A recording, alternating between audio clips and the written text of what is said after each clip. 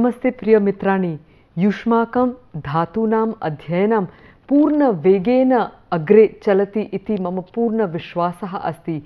So, Namaste dear friends, I'm confident that your practice of the verbs is going on at full swing. So, and I hope that the tempo is high, because at KGP, at Kharagpur, the slogan for the community is KGP ka tempo high hai. So we all are pepped up when we say that. So I hope Sanskrit ka tempo is also high. The tempo of Sanskrit is high. So with that, let's move on to today's lecture, which is lecture number 30, and it's going to be an introduction to the conjugation of the verbs div, which mean to shine, and also to sport, and vid, to know, from the divādigaṇa, which is the fourth group. So, going to do an introduction to this fourth group, the divādigaṇa, in all the tenses that we've been looking at for the last few sessions. But one new thing that I'm going to do today is to introduce you to the Atmanepadi. So, we've been looking at the verb conjugations in the Parasmaipadi generally, but I had also talked to you about this alternative way of conjugating verbs, which is the Atmanepadi. So, I'm going to introduce you to that while looking at the verbs div and vid. Alright, and of course there will be a building of your vocabulary in the process. So let's look at the verb div in the Parasmaipadi. So divyati. So the reason why you're seeing an empty table there is because divyati conjugates just like bhuadigaṇa or churadigaṇa. So it's like the first group. While the verb is div, the root form, the conjugation is divyati. Okay, so divyati, divyataha, divyanti, divyasi, divyathaha, divyatha, divyami, divyavaha, divyamaha. So I'll just write one there so that you know how you can fill it up.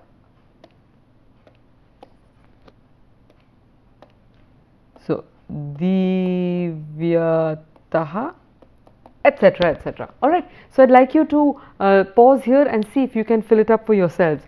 What happens to the Bhavishya Kala? Devishyati, Devishyataha, Devishyanti, Devishyasi, Devishyathaha, Devishyatha, Devishyami, Devishyavaha, Devishyamaha. And I just wanted to also mention that the verb root div, which means to shine, is also the same root for the words deva and the English divine, which means the shining or the illuminated beings of light. And there's a lot around that, but we'll keep that for another time. For now, I'd just like you to also notice some other verbs from that group. So we have nrit, which is nrityati, and nartishyati, sham, shamyati, and shamishyati, muh, muhyati, and mohishyati. And like we've been doing in all the other cases, what is the characteristic of this particular group? So what do you see in common in the conjugation of the third person in the present tense in the singular? What do you see in common? Nrityati, shamyati, muhyati, divyati. Yeah, it's the year thing that comes in there. So if you have verbs that have a year coming in like that, there's a good chance that it might belong to the fourth group. With these words, let's look at the tables. This is what I've typically done. I will have a blank table for you, and then with just a hint, and then I will show you the full one. So you can practice looking at this, and now you can guess what's coming next. So the Ajna and the Anadyatana Bhuta, and also the Kriyati Patil as a consequence. So we have here Divyatu. So Divyatu, Divyatam, Divyatam. Okay, and let's do that for you again. Divyatam and Divyantu. Alright, and then you can fill up the rest. So Divyatu, Divyatam, Divyantu, Divya, Divyatam, Divyata, Divyani, Divyava, Divyama.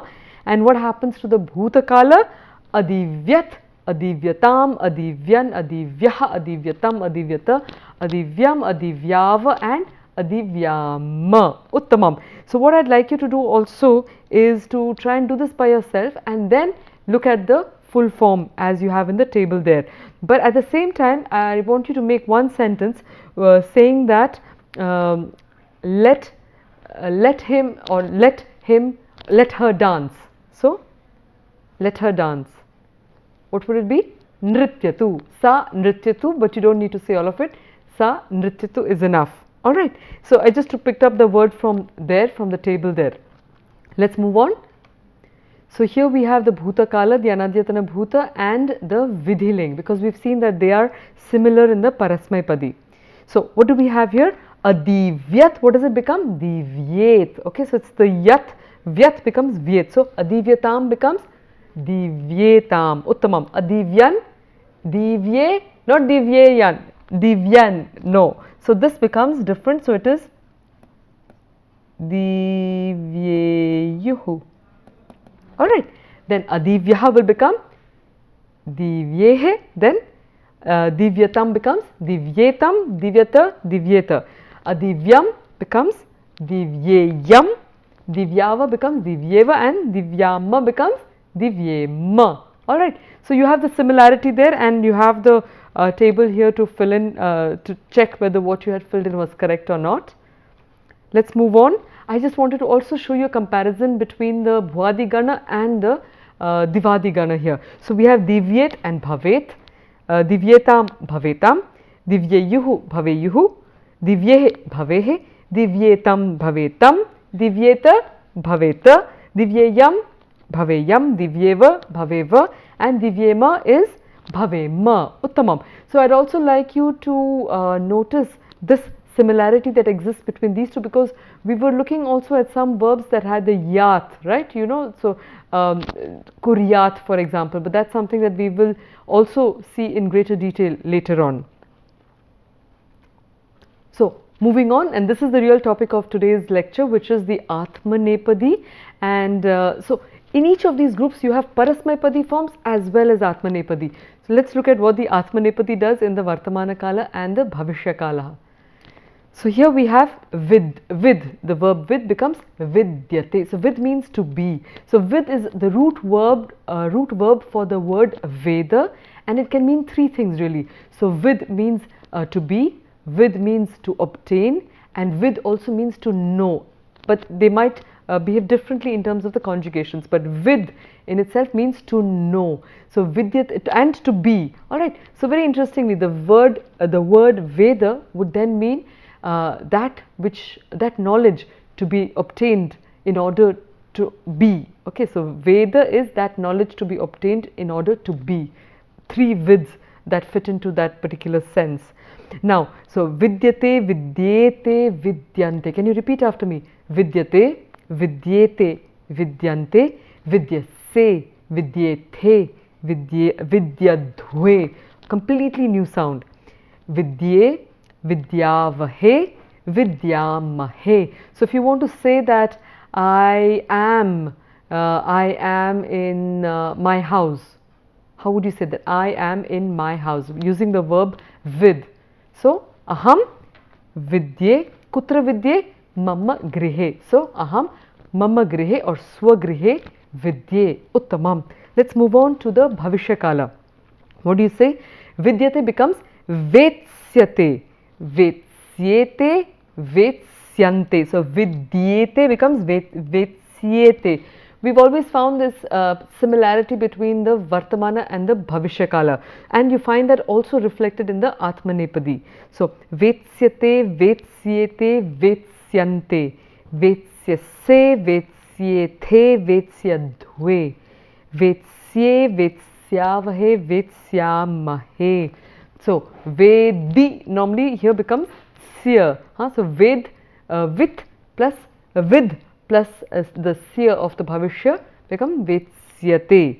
Astu. So I hope you've got that, but I'd also like to add here that while I am introducing you to the Atmanepadi in a few lessons also that will follow, what is important is for the exams you will only really get anything connected to the Vartamana Kala, because everything else is if Vartamana and the Bhavishya Kala at the most, you will not really get anything more than that.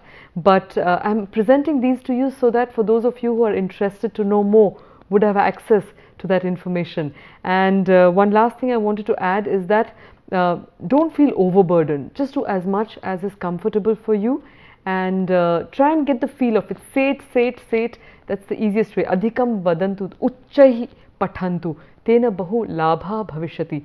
Speak aloud and you'll be greatly benefited by that. Now there are another few verbs which are very interesting here. So jan, the word for janma, birth, is jayate, means this is born. And then janishyate means which will be born. Manyate means one who considers. Man from mind, man, all the same roots. Mansyate, will consider. Li means to become one, to merge. Okay, liyate means to become merge in a sense. So liyate and leshyate or lasyate. Astu. So let's move on. We have vidyate here. Yeah, so this I wanted to also put side by side for you to see the difference between the Parasmaipadi, the Atmanepadi and the Parasmaipadi. So we have Vidyate and it is Divyati. Vidyate Divyataha, Vidyante Divyanti, Vidyase Divyasi. So you see what is common there. Vidyethe Divyathaha, Vidyadhve Divyatha. Vidye, Divyami, completely different. Vidyavahe, Vidyavaha. So you have the Vaha that is there. Vidyamahe and Divyamaha. Okay, so just one thing more about the Atmanepada and the Atmanepadi and Parasmaipadi verbs. The Atmanepadi tends to be more actions directed towards oneself, whereas the Parasmaipadi, as the word says, is a more outward directed action. So let's look at the Ajna here, and the Anadyatana Bhuta and the Kriyatipatil ring that will follow. So, Vidyatam, Vidyetam, Vidyantam. Okay. Yeah, so I'll say it and you can repeat after me once. Vidyaswa, Vidyetham, Vidyadhvam. Vidyai, Vidyavahai, Vidyamahai. Uttamam. Do you remember any mantra that we had learned? Sahaviryam Karavavahai. So although it's the root kr, but it behaves like it has the Atmanepadi form there, because it's saying Karavavahai, let us do that. And because it is not just let us, it's directed towards oneself, and therefore that particular form. And then we have in the Bhuta Kala we have Avidyata, Avidyetam, Avidyanta. Repeat that. Avidyathaha, Avidyetham, Avidyadhvam. Avidye, Avidyavahi, Avidyamahi. Alright, so Hai for the Ajna and Hi for the Bhutakala. And of course here you have with the Jan, it becomes Jayatam, and then Ajayata and Ajanishyata. So not Ajanishyat, because that is a Parasmaipadi, and Jan is an Atmanepadi verb. So Man, Manyatam, Amanyata and Amansyata. We would have thought if Li, Liyatam, Aliyat, Aliyata and Aleshyata and Alasyata. Uttamam. So we come to the Bhutakala and the Vidhiling side by side. We've already done the Bhutakala, so I'll move on to the Vidhiling here. We have Vidyeta, Vidyeyatam. Okay, Vidyeran. So these are quite different. Alright, next Vidyethaha, Vidyeyatham. Once you have that, then you can expect something similar to follow.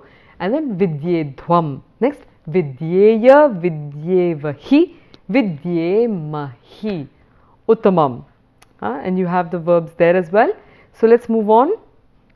I wanted here, so Jan, what would happen to Jan in the Vidhiling? So Jan becomes Jayeta. Okay, so that will be Jayeta. Man, Manyeta. Uttamam. And what happens to Li? Liyata or Liyeta. Uttamam. Let's move on now. So a comparative there between the Bhutakala and the Vidhiling, a closer comparison for you to see. I'll not spell it out for you, but I'd like you to just look at that carefully. Let's do a Sambhashanam with Piyush, a quick one to try and apply what we have done. Hari Om Piyusha. Namaste Arya. Durga Puja kada vidyate? Agamini saptahe Durga Puja vidyate aham manye. Tatra kim kim vetsyate bhavishyati va?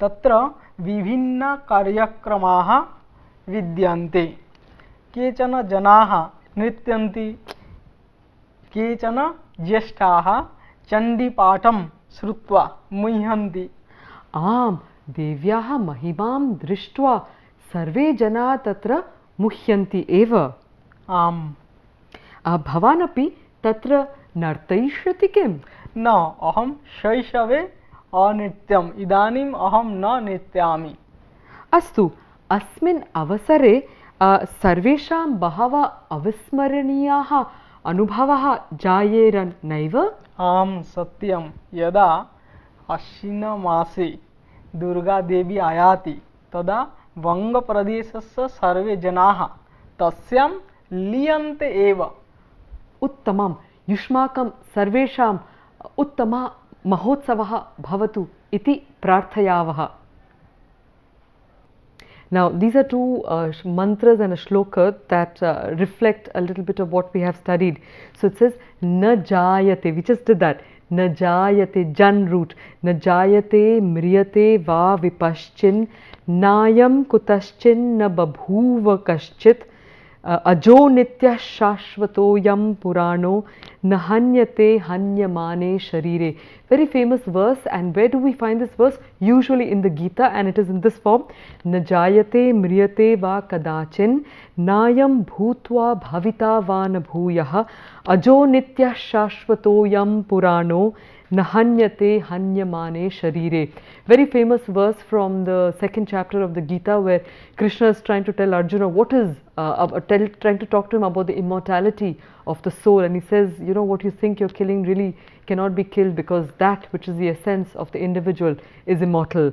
And the blue is to indicate to you the differences, and the differences where. So the source verse or the source mantra of this Gita shloka is in the Upanishads, okay, the Kathopanishad to be more precise. And in the Kathopanishad it is said, the wise one is not born, neither does he die. He came not from anywhere, neither is he anyone. He is unborn, he is everlasting. He is ancient and sempiternal. He is not slain in the slaying of the body. And the Gita says, this is not born, nor does it die, nor is it a thing that comes into being once the passing away will never come into being again. It is unborn, ancient, sempiternal. It is not slain with the slaying of the body. And let's just do the, let's just look at the verse once. Let's do a meaning here. Na jayate mriyate va vipaschin. So here you have a break there. Nayam kutaschin na. So again there is kutaschin na babhuva kaschit. Ajo nityaha is ajaha plus nityaha. Okay, ajaha plus nitya. And then shashvatoyam, we know that shashvataha plus ayam. Purano is puranaha. I'll do it here for you. Puranaha. And then nahanyate hanyamane sharire. And what happens when we do it in the Gita shloka here? Najayate mriyate va kadachin. Kadachin is there. Nayam bhutva. So kadachin is actually kadachit plus na. Na bhutva bhavita va na bhuyah. Ajo, again ajaha. Nityaha shashvatoyam taha ayam.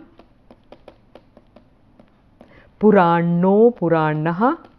Nahanyate hanyamane sharire. Alright, so I'd like you to say that after me. Na jayate mriyate va vipaschit. Nayam kutaschin na babhuva kaschit. Ajo nitya shashvatoyam purano. Nahanyate hanyamane sharire. And in the Gita, na jayate mriyate va kadachin. Nayam bhutva bhavita va na bhuyah. Ajo nitya shashvatoyam purano.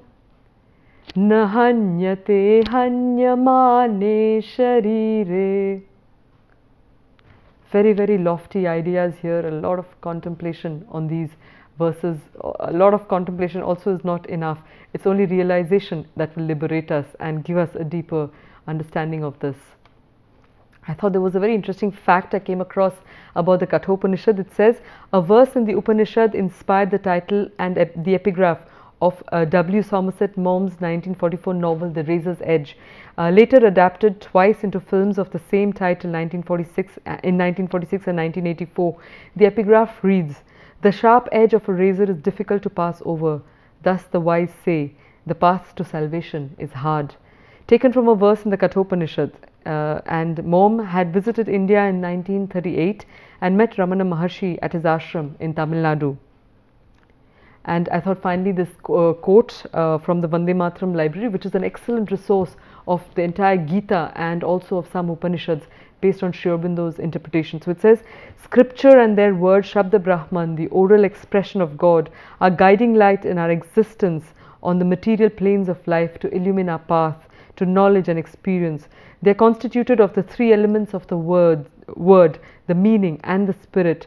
In the original epoch of the Vedas and Upanishads, thought was preceded by intuition and illumination to confirm experience and realization, and not by the modern method of logical reasoning to attain logical conviction.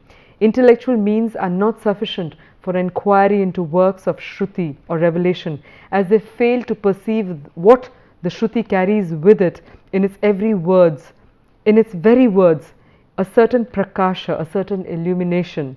Rather, it is quite easy even to misinterpret a modern form of a statement that has come from the depths of the profundities of the spirit." So it was a lot there. Take your time to read it by yourself as well. References. So Viryamastute, this entire path, the grammar, the life itself is this razor's edge. Ataha kshurasya dhara is what they say.